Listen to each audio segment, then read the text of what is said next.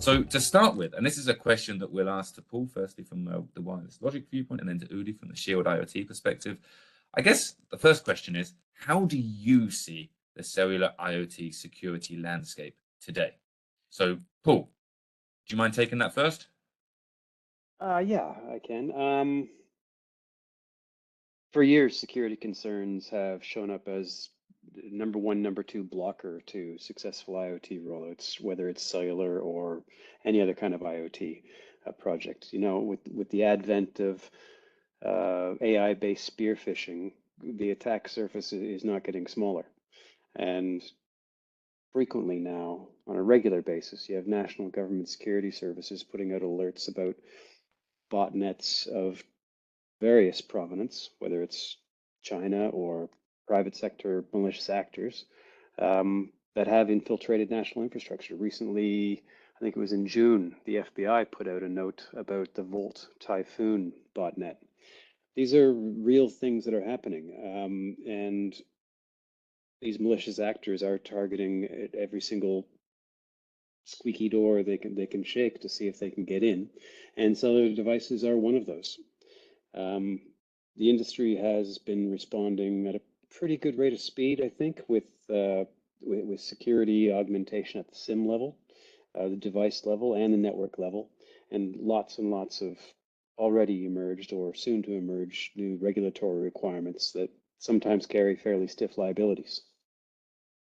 Our response at Wireless Logic is we've implemented a 360-degree defend, detect, react framework where from the SIM up to compliance reporting and everything in between, we try to give visibility and telemetry data, for lack of a better phrase, and instrumentation so that our customers have the visibility of these assets and more important, as importantly, the actionability when something goes wrong.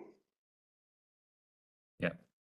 Thanks, Paul. And that's a key topic I'm sure that we'll revisit as well, the actionability element as well. So no, thank you for that. And I think, Udi, great to hear, I think, from your perspective as well, as a specialist security player, how you see it at the moment.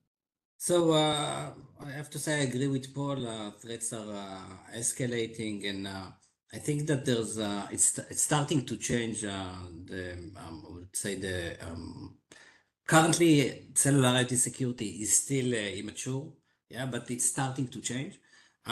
It's mostly we're talking about secured connection, authentication, and encryption, which is great, but it doesn't answer the customer needs for visibility. And for example, if the device is already compromised, it's completely ineffective.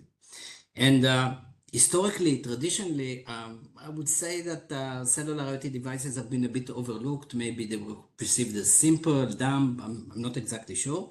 But what we're seeing today is massive growth, both in numbers and in usage and applications.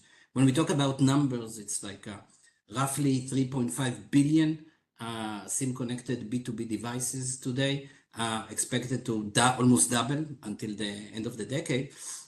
And it's not just about the number, it's about the usage. We're seeing high-value assets, applications such as transportation, smart grids, medical devices, payments that use sensitive data that are critical to the service. And as more we see them, the more they are also being targeted. Just a few statistics following on what Paul said. Over 90% of devices are built with open source framework, which is nice, but it's riddled with vulnerabilities. Palo Alto Networks did a study on that and showed that 6 out of 10 devices they checked was easily compromised using vulnerabilities to generate high severity attacks. 53% of critical infrastructure organizations said that they had events where they had data loss or service disruption because of significant IoT security or severe IoT security attacks. So definitely, I would say there is a growing threat out there. And the challenge I think the industry needs to face, and this is really the ecosystem here, and so this is why I like the panel here and the fact that we're looking at a different approach is that it's not just about so many different the scale of the devices or different applications or all different shapes and sizes coming from different manufacturers, but the fact is that these devices are less protected. Why? Your regular devices are usually inside the enterprise perimeter. They're protected or inside the enterprise with all its defenses, or sometimes inside, for example, a manufacturing facility, as an example. But most of these cellular IoT devices are outside of their enterprise. They're exposed. You can touch them. You can physically tamper them. You can easily hack them. And so a different approach is needed. And I think the panel today, and I think the industry is starting to move in that direction. Yeah. Yeah, thanks, Udi. Yeah, and I think we massively agree from what we see as well in terms of projections of devices, but then looking at the vulnerability of those devices and entry point as well for attacks. So, no, really good point. And I'm really looking forward to also getting Daniel's viewpoint as well. You know, we talk about this as, you know, providers in the industry. It's really refreshing and great that we can get Daniel's viewpoint as well. So, question then, Daniel, for yourself. So from your experience, you know, as a security leader in the payment industry, in your view, what is the relevance of cellular IoT in industry and how do you see its risks and challenges? Yeah, thanks for that question, John.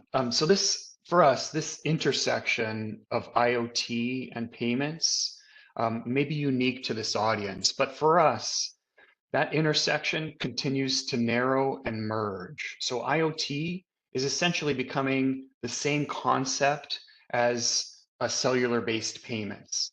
What we think about is a cellular device is now just a payment-enabled IoT device. These things are becoming one. So think about that merchant with an iPad or a tablet, cellular connected, taking payments. Think about that handheld POS device, cellular connected at the Taylor Swift concert. We think about that micro merchant with a cellular phone, just like you and me, cellular phone with a tap and go payment app or a payment dongle attached to it. That EV charging station that Udi mentioned, that cellular connected vending machine, that connected car or refrigerator ordering online.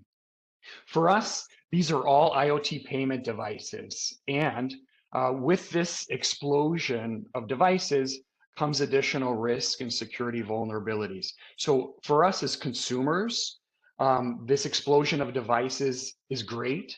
It allows us to make payments and access payments and provide frictionless purchasing almost anywhere in the world. But along with this ubiquity, also comes this increase in risk and security vulnerability that we've been talking about. And for us as a payments provider, a payment network, a payment technology provider, this is the risk that we're looking at. Yeah,